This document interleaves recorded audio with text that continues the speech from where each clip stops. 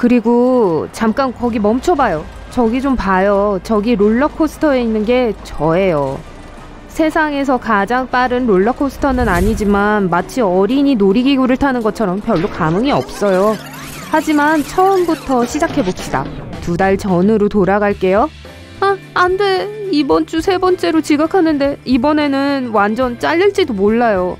알게 뭐람. 어쨌든 그 지루한 사무실 일도 별로 마음에 안 들었는데 잘 됐죠 뭐. 제가 제일 좋아하는 게 뭔지 아세요? 롤러코스터예요. 그래서 롤러코스터 탈 사람을 구한다는 일자리 제의를 보고 즉시 전화를 걸었어요.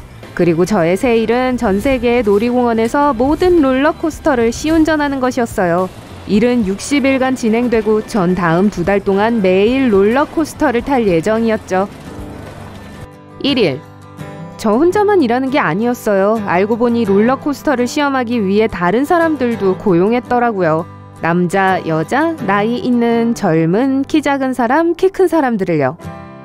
우린 그냥 타보고 나서 느낌을 보고 하기로 되어 있었어요. 이 일은 세계에서 가장 높은 롤러코스터인 킹다카로 뉴저지에서 시작되었어요.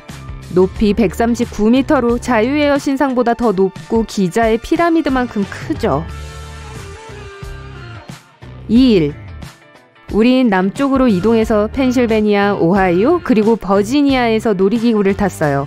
일부 놀이기구들은 그렇게 재밌지는 않아서 전 정말 더 재밌는 게 필요했어요.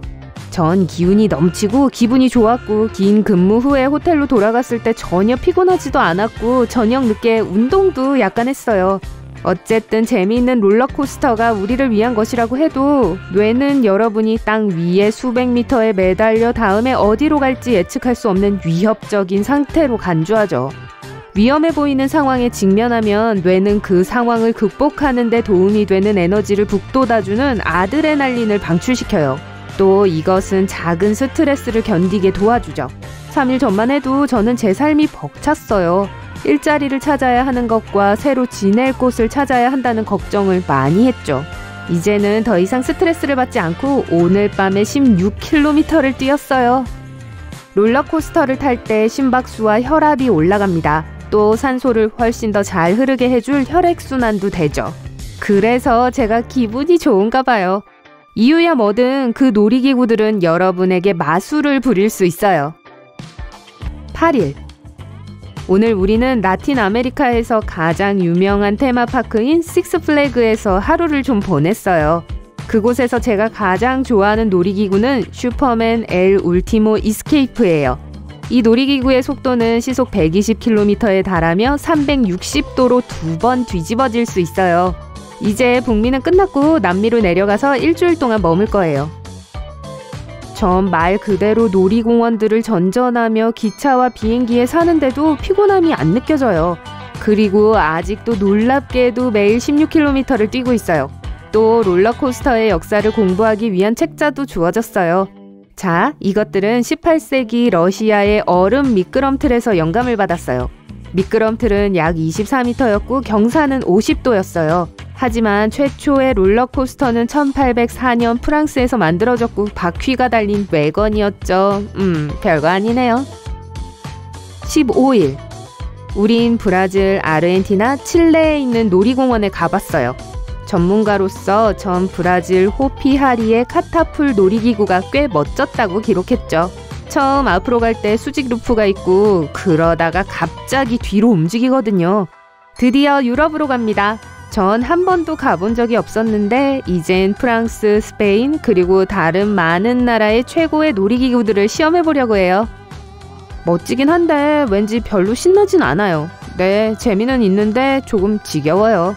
네, 아마 시차 때문일 수도 있죠. 남미 이후로 제가 그렇게 좋아하던 놀이기구들이 그렇게 재밌지가 않다는 걸 알게 되었어요. 에너지도 안 나고 반대가 됐어요. 근무일이 끝나면 그렇게 피곤할 수가 없어요. 뇌가 늘 저한테 일어나는 이상한 일에 익숙해진 것 같고 놀이기구들도 꽤 뻔해졌나 봐요.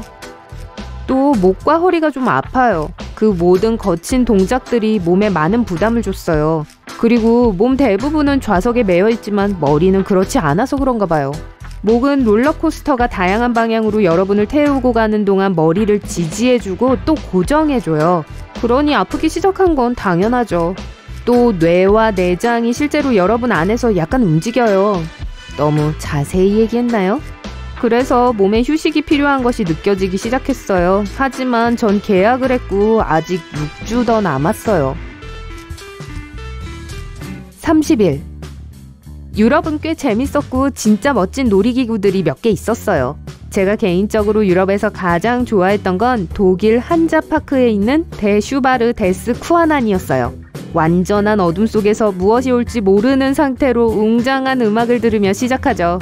전 감동받기까지 했어요. 하지만 그달에 300번째로 타지만 않았으면 더 재밌게 탈 수 있었을 것 같아요. 아직도 허리와 목이 아프네요. 심지어 빨리 나으려고 연고를 사야 했어요. 근데 별 도움은 안 됐어요. 다음날 다시 일을 하러 갔어요. 호텔에서 제가 할 수 있는 건 잠들기 위해서 누워있는 것 뿐이에요. 잠드는 게 정말 어려워졌어요. 이게 다 아드레날린 때문이에요. 전 그냥 쉬면서 영화를 봐요. 하루 종일 여기저기 끌려다니면서 여행 가는 걸 그만두고 집에 돌아가서 푹 쉬고 싶지만 그럴 수가 없어요. 다음 정류장은 서아시아예요. 한 달만 더 버텨볼게요. 45일. 우린 아랍에미리트, 일본, 중국에 가봤어요. 저는 가본 적이 없는 세계 최고의 테마파크가 있는 나라들이죠. 우린 세상에서 가장 빠른 롤러코스터를 탔어요. 아랍에미리트에 있는 포뮬러 로사라고 불리는 것이었죠. 속도는 시속 240km에 달해요. 이는 제 고향에 있는 고속도로 속도 제한보다 훨씬 높은 속도예요. 2달 전만 해도 이런 기회가 있다는 소리를 들었으면 전 미친 듯이 소리를 질렀을 거예요. 하지만 지금은 몸이 부서지지 않을까 걱정돼요. 마지막으로 목이 아프지 않은 게 언젠지도 기억이 안 나네요. 머리가 곧 떨어질 것 같아요. 롤러코스터를 탈 때마다 우리 머리는 5배 정도 무거워지고 그걸 지탱해주는 건 불쌍한 목이에요. 그건 모두 여러분을 지구 중심 쪽으로 끌어내리는 중력 때문이에요. 롤러코스터를 탈 때 그냥 땅에 서 있는 때보다 중력은 훨씬 더 강해요. 그리고 중력이 바로 롤러코스터를 작동하게 해주는 거예요. 이것들은 중력을 활용할 수 있도록 고안되었죠. 올라갈 때는 에너지를 축적해요. 그리고 내려갈 때는 에너지를 방출해요. 그래서 전체 롤러코스터를 타는 것은 오르락 내리락의 조합이에요. 축적되고 나서 그 에너지를 방출합니다. 하지만 우리가 올라갈수록 중력은 더 강해져요.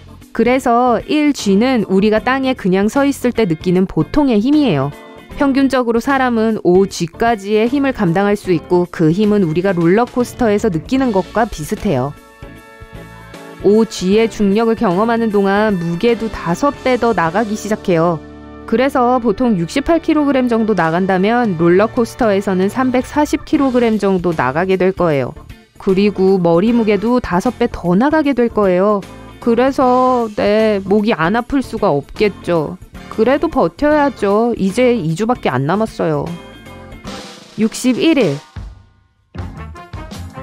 드디어 집에 왔어요. 그리고 이렇게 기분이 좋았던 적은 처음이에요. 월급도 받고 세계 최고의 롤러코스터를 다 타본 경험도 했는데 멋지긴 한데 너무너무 피곤해서 침대에서 쉬고 싶다는 생각밖에 없어요. 긍정적으로 보면 제가 인생에서 겪었던 힘든 시간들이 신경 쓰이지가 않아요. 하지만 비록 피곤함을 느꼈지만 꽤 건강한 여행이었어요. 미친 소리같이 들리겠지만 전 당분간 롤러코스터를 안 탈 거예요. 진짜 충분히 탔거든요.